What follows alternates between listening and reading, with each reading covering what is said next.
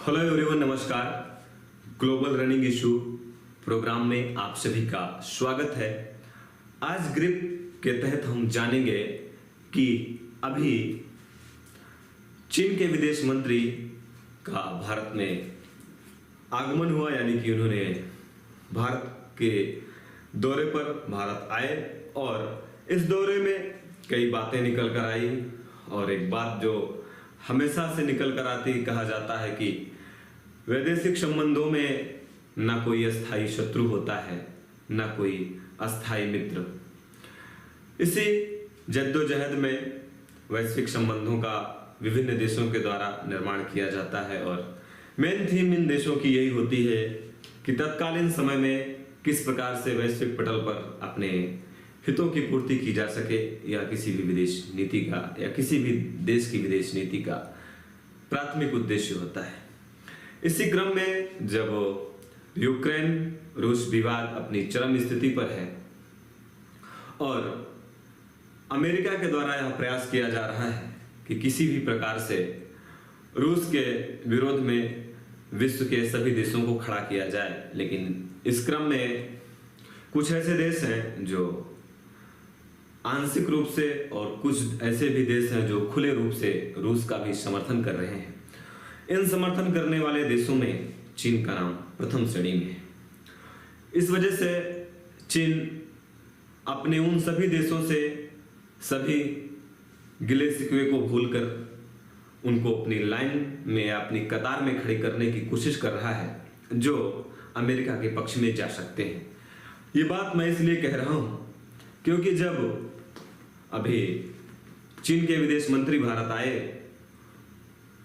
तब उन्होंने अपनी बात में, और खास करके जो चीन का सरकारी समाचार पत्र है ग्लोबल टाइम्स, उसमें यह बात साफ साफ लिखी गई, तो बात को कहने का आधार और भी मजबूत हो जाता है कि चीन अपने उन सभी देशों को या अपने उन सभी शत्रुओं को भी अपने पक्ष में करना चाहता है जो चीन का साथ दे सके, और चीन रूस का साथ दे रहा है।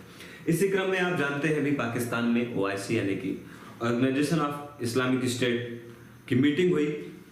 मीटिंग में चीन का विदेश मंत्री भी वहां पहुंचा और इसने भारत के अगेंस्ट में ही बात की, लेकिन बात भी अगेंस्ट में किया और भारत के साथ अपने संबंधों को बहाल करने के लिए भारत आए और भारत के विदेश मंत्री, राष्ट्रीय सुरक्षा सलाहकार से इन्होंने मीटिंग की। इनकी चाहत यह भी थी कि भारत के प्रधानमंत्री से भी बात हो जाए, लेकिन भारत के प्रधानमंत्री ने इनको लाइन नहीं दिया, यानी कि बात नहीं की।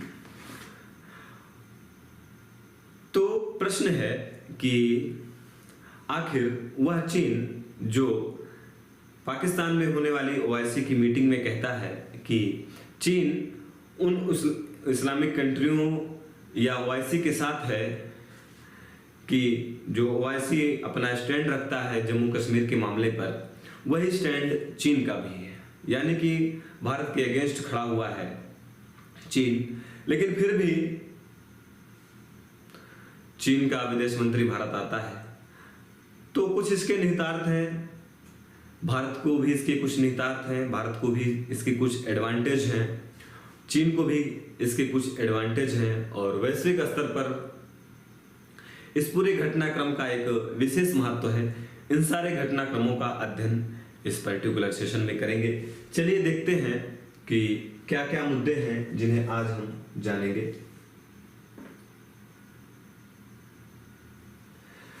ये जो प्रोग्राम है इसके कुछ मुख्य थीम है या मुद्दे हैं, जिन मुद्दों में हम जानेंगे चीनी विदेश मंत्री का दौरा और OIC में टिप्पणी, इसको हमने जान लिया है। फिर मीटिंग में इसने, यानी कि चीन के विदेश मंत्री ने चाहा कि 3 लोगों से हमारी मीटिंग हो। पहली मीटिंग देश के प्रधानमंत्री यानी कि नरेंद्र मोदी जी से हो जाए, नरेंद्र मोदी जी ने मीटिंग किया नहीं। दूसरी मीटिंग इनकी हमारे विदेश मंत्री S जयशंकर साहब से चाहत थी, वो चाहत पूरी हुई, S जयशंकर साहब से इनकी मीटिंग हुई। और तीसरी मीटिंग इन्होंने की, मतलब चाहत थी 3 की, हुई 2 से, पहले मोदी जी से हुई नहीं, दूसरी S जयशंकर साहब से हुई, तीसरी इन्होंने भारतीय राष्ट्रीय सुरक्षा सलाहकार जो अजीत डोभाल जी हैं इनसे की। तो 3 बातें हुई और इन्होंने इन 3 बातों को 3 अप्रोच में रखा। और पहली अप्रोच इन्होंने कहा कि हमारे संबंधों में पहली अप्रोच ये होनी चाहिए कि हमें लॉन्ग टर्म विजन रखने चाहिए। क्या? लॉन्ग टर्म विजन, यानी कि हम अपने संबंधों को बनाने में यह ना देखें कि हमें आज क्या लाभ हो रहा है, बल्कि हम ऐसे संबंध बनाएं जिनसे हमें लंबे समय तक फायदा मिले, यानी कि हमारे संबंधों में लॉन्ग टर्म पॉलिसी की अप्रोच होनी चाहिए। दूसरी इन्होंने बात की कि जो वैश्विक स्तर के मुद्दे हैं, इन वैश्विक स्तर के मुद्दों पर भारत और पाकिस्तान को साथ साथ मिलकर कार्य करना चाहिए, चाहे ग्लोबल वार्मिंग हो, चाहे आतंकवाद की समस्या हो, डेवलपमेंट की बात हो, आर्थिक विकास की बात हो। इन सारी बातों पर चीन और भारत एक साथ मिलकर जब कार्य करेगा तो वैश्विक स्तर पर इसकी एक अलग पहचान होगी और इसकी बात को सुना जाएगा। यानी कि साउथ साउथ कोऑपरेशन को बढ़ावा देने की बात की गई। नॉर्थ नॉर्थ कोऑपरेशन और साउथ साउथ कोऑपरेशन का मतलब ये हुआ कि नॉर्थ नॉर्थ का मतलब ये होता है जो डेवलप कंट्री है, विकसित कंट्री है, वे कंट्री जो विकसित हैं वे अपनी बातों को जिस क्रम में या जिस मंच पर रखती हैं, ऐसा कहा जाता है कि यह नॉर्थ नॉर्थ ऑर्गेनाइजेशन है। जब विकासशील देश अपनी बातों को वैश्विक मंचों पर या अन्य किसी भी मंच पर रखते हैं, यानी कि उनकी बातों का अर्थ विकासशील देशों के विकास से रिलेटेड होता है, तो इसे साउथ साउथ कोऑपरेशन कहा जाता है। तो इसमें चीन ने कहा कि हमें साउथ साउथ कोऑपरेशन को स्ट्रेंथ करना चाहिए, बढ़ावा देना चाहिए। डायरेक्टली नहीं कहा, लेकिन इनडायरेक्टली तो मतलब यही है कि अगर वैश्विक परिदृश्य पर जो मुद्दे हैं जो हमारे इन देशों से, चीन से, पाकिस्तान, भारत से जुड़े हुए हैं, इन मुद्दों को उठाएंगे तो बात तो फिर साउथ साउथ कोऑपरेशन की ही हो जाती है, चाहे डायरेक्ट हो या इनडायरेक्ट हो। तीसरी बात इन्होंने इसी में कही कि डेवलपमेंट का विकास विन विन होना चाहिए, यानी कि हमारे बीच जो विकास के मुद्दे हैं या जो व्यापार हो रहा है, वाणिज्य हो रहा है, इसमें ऐसा नहीं है कि चीन का मानना यही है कि केवल चीन का ही विकास हो। चीन कह रहा हमें मानते हैं विकास में भारत को भी उसका फायदा मिले।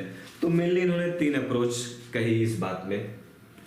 फिर उन्होंने भारत की प्रशंसा की 3 बिंदुओं में, और ये जो तीनों बिंदु हैं ये मेरे अपने नहीं है, ये ग्लोबल टाइम्स यानी कि चाइना का सरकारी समाचार पत्र है उससे मैंने निकाली है।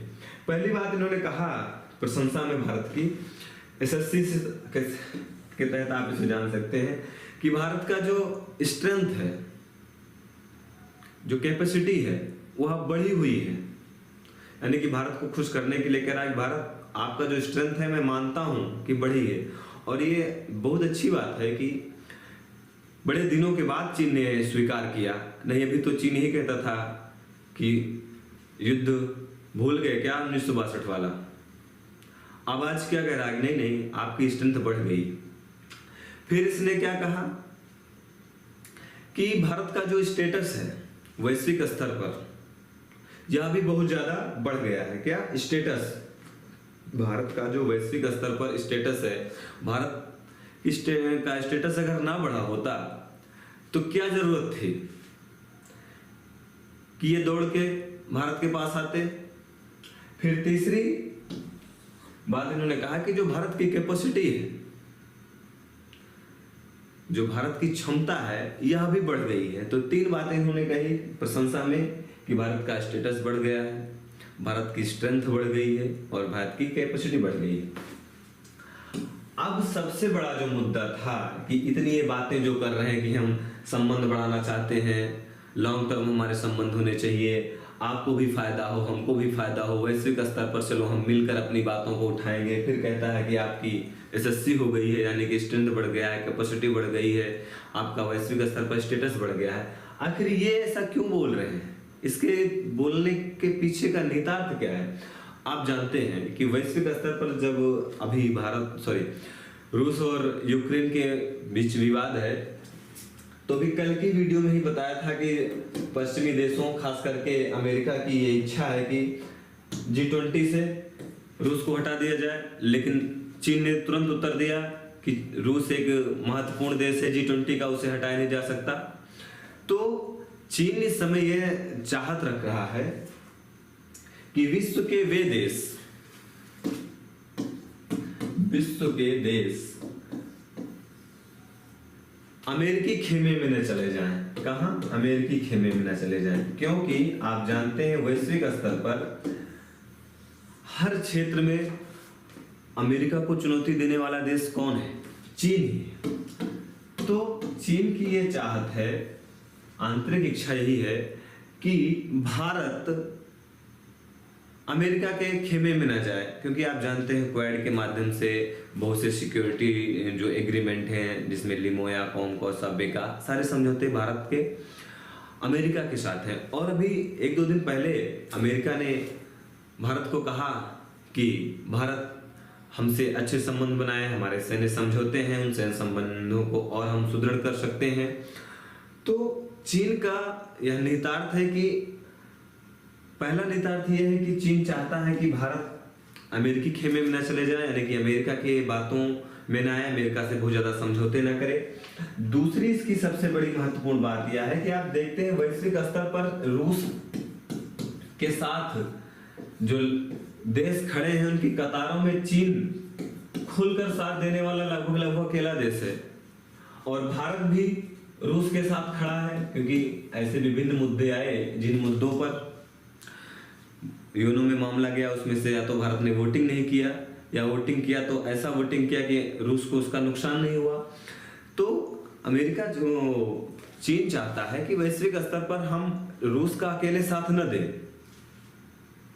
इसके लिए हमें एक मजबूत देश साथ में होना चाहिए, क्योंकि आप जानते हैं कि कहा जाता है कि अमेरिका इस समय जितना रूस से नहीं परेशान, उतना से ज्यादा परेशान है भारत के रूस के प्रति नर्म रुख से। तो इसी का फायदा लेना चाहता है चीन, और चीन चाहता है कि भारत अमेरिका के खेमे में ना जाए। और इसी क्रम में वह भारत का दौरा किया, यानी उसका विदेश मंत्री योंग ही भारत का दौरा किया और भारत के लिए 3 अप्रोच, 3 उद्देश्य, 3 प्रशंसा, सारी बातों को किया। तो ये उद्देश्य है चीन का कि भारत रूस का साथ दे और अमेरिका के खेमे में न जाए। लेकिन प्रश्न बनता है कि क्या भारत को वही करना चाहिए जो चीन चाह रहा है? कोई कितना भी आए, भारत की विदेश नीति बहुत तटस्थ है और भारत की विदेश नीति यह जानती है, भारत का प्रधानमंत्री, भारत का विदेश मंत्री यह जानता है कि हमें क्या करना चाहिए, क्या नहीं करना चाहिए। एग्जाम की दृष्टि से 2-4 पॉइंट जान लेते हैं कि भारत को क्या करना चाहिए। पहली बात तो ये है कि हम किसी भी देश से युद्ध नहीं चाहते और युद्ध में हमारा विकास नहीं हो सकता। तो हम चीन के इस बात का या इस आह्वान का सम्मान करते हैं और हमारी कोशिश होनी चाहिए और हमेशा होती है कि चीन से हमारे संबंध अच्छे रहें, रूस से भी हमारे अच्छे संबंध रहें। और तीसरी बात यह है कि हम अमेरिका से बहुत बड़े स्ट्रेटेजिक रिलेशनशिप में है, यानी कि हमारा बहुत अच्छा संबंध अमेरिका से है। तो हमें ऐसा कोई कार्य नहीं करना चाहिए कि हमारे अमेरिका से संबंध खराब हो जाएं, और इस तरीके से घटनाओं से बचना चाहिए कि कोई देश आकर बोले कि आप ऐसा करिए, आप ऐसा करिए। भारत को ऐसा करना नहीं चाहिए। भारत को अपने बड़े मजबूती के साथ और तर्कों के साथ, और खास करके भारत की विदेश नीति जिस प्रकार से है कि हम सबकी संप्रभुता का सम्मान करते हैं, सभी देशों से हमारे अच्छे संबंध हों, हम इसके लिए हमेशा कोशिश करते हैं। और भारत को यह भी ध्यान रखना चाहिए कि लिमोया, कॉमकॉस जैसे एग्रीमेंट भारत के लिए बहुत ही महत्वपूर्ण है, क्योंकि चीन एक ऐसा देश है कि हम उसे हिंदी चीनी भाई भाई कहते हैं, लेकिन उसको जब समय लगता है तो हमारे ऊपर अटैक करने पर, हमारे बाउंड्री डिस्प्यूट को लेकर वो मुद्दों को या समस्याओं को पैदा करता है। इसलिए हमें आंख मूंद कर चीन की इस बात पर भरोसा नहीं करना चाहिए। हाँ, रूस हमारा एक सदाबहार मित्र है और हमें अपने सदाबहार मित्र का हमेशा साथ देना चाहिए। इसके लिए अगर कुछ हमें समस्याएं झेलनी पड़े तो हमें झेलनी चाहिए, क्योंकि इतिहास गवाह है कि जब विश्व का कोई भी देश भारत के साथ नहीं था तो रूस ने हमेशा भारत का साथ दिया है। इसी वजह से भारत ने उस मित्रता के धर्म को निभाया है। और अमेरिका के डराने के बावजूद अमेरिका के मीडिया के द्वारा यह बात कही गई कि भारत रूस से जो तेल ले रहा है, इसके लिए भारत को कीमत चुकानी पड़ेगी, और जब इतिहास लिखा जाएगा तो भारत के इस रुख का जरूर वर्णन होगा कि समय आया था कि भारत ने अमेरिका का साथ नहीं दिया। ये सब बातें होती रहती हैं, लेकिन जो हमारा स्थायी है हमें उसे बरकरार रखना चाहिए। तो अब जरा जान लेते हैं कि ओआईसी की मीटिंग हुई। ओआईसी करंट में यानी न्यूज में आया, एग्जाम की दृष्टि से या ऑर्गेनाइजेशन पूछा जा सकता है। तो यह मेनली जो विश्व स्तर पर मुस्लिम कंट्री है उनका ऑर्गेनाइजेशन है। मुस्लिम कंट्रीज में या मुस्लिमों के साथ जो समस्याएं हैं, उनके अधिकार हैं, उन अधिकारों की बात करता है ओआईसी। और इसका जो स्थापना है वह 1969 में यानी कि 1969 में हुई थी। इसका हेडक्वार्टर कहाँ है? जेद्दाह। और जेद्दाह कहाँ पर है? सऊदी अरेबिया में। और इसके 57 मेंबर हैं, यानी कि इसमें टोटल मेंबर्स की संख्या कितनी है? 57। और इसकी हालिया में बैठक कहाँ हुई है? पाकिस्तान में। तो ये थी थोड़ा सा ओआईसी के बारे में जानकारी। याद रखिएगा, हेडक्वार्टर कहाँ है, स्थापना कहाँ है, मतलब कहाँ कब हुई, और हालिया में इसकी बैठक कहाँ हुई? पाकिस्तान में। हमें उम्मीद है यह क्लास आपके लिए महत्वपूर्ण होगी। धन्यवाद।